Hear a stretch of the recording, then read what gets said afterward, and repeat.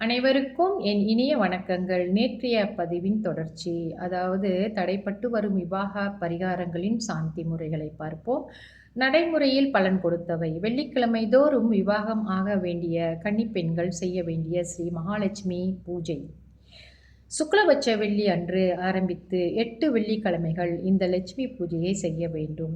5 முகங்களுடன் கூடிய குத்து விளக்கு நன்றாக சுத்தம் செய்து 5 முகங்களிலும் ஜோதி நன்றாக பிரகாசமாக ஏற்றி வைத்து அந்த ஜோதி மண்டலத்தில் ஸ்ரீ மகாலட்சுமியை ஆவாகனம் செய்வது.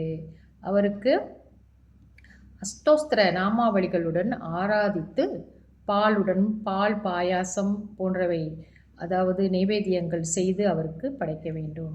5 சுமங்கலிக்கு முடிந்த அளவு தாம்பூலங்களை கொடுக்க வேண்டும்.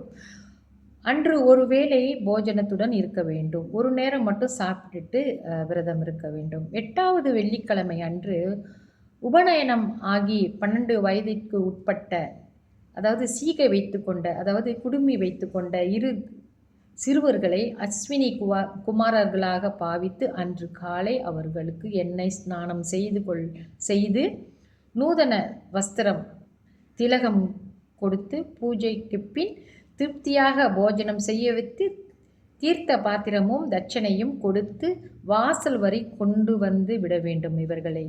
பின்பு 5 சுமங்கலியும் ஆராதித்து ஜோதி மண்டலத்தில் ஆவாகனம் செய்யப்பட்ட லட்சுமி தேவியை தியானம் செய்ய வேண்டும். அதாவது என்ன சொல்கிறாங்கன்னா, 2 சிறு வயசு பசங்களை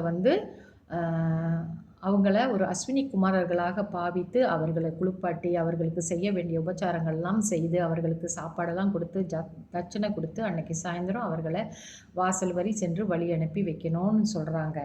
அப்புறம் சுமங்கலி பெண்களுக்கு தட்சணை உங்களுக்கு முடிந்த அளவுக்கான வஸ்திரங்கள்லாம் எடுத்து கொடுத்து மங்கள பொருட்கள்லாம் கொடுக்க வேண்டும். இதுதான் இந்த பூஜையின் விதிமுறை. இதை செய்தால் நம்மளுக்கு இது கைமேல் நல்ல பலன் கொடுத்தவை என்பது இந்த குடும்ப ஜோதிட புத்தகத்திலேயே போற்றியிருக்கிறார்கள். அதனால் இதை செய்ய முடிந்தவர்கள் இந்த கன்னி பெண்கள் இதை செய்ய வேண்டும். 8 வாரம் மறக்காமல் இவங்க இந்த லட்சுமி தேவிக்கு பூஜை செய்ய வேண்டும்.